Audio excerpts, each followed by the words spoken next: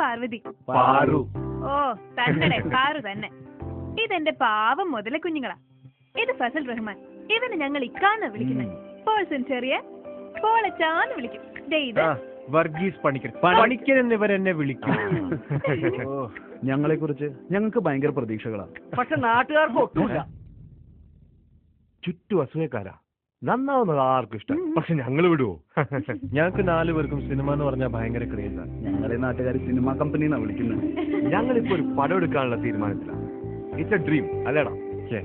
സ്വപ്നങ്ങളുടെയും സിനിമയുടെയും സൗഹൃദത്തിന്റെയും എല്ലാം കഥ പറയുന്ന ഒരു. ഈ പുളുവടി ഒന്ന് നിർത്താവോ? അതിന് തുടങ്ങിയിട്ട് വേണ്ടേ നിർത്താൻ? ഇത് ട്രെയിലറാ ചേട്ടാ. പടം പുറകെ വരുന്നുണ്ടെന്നേ.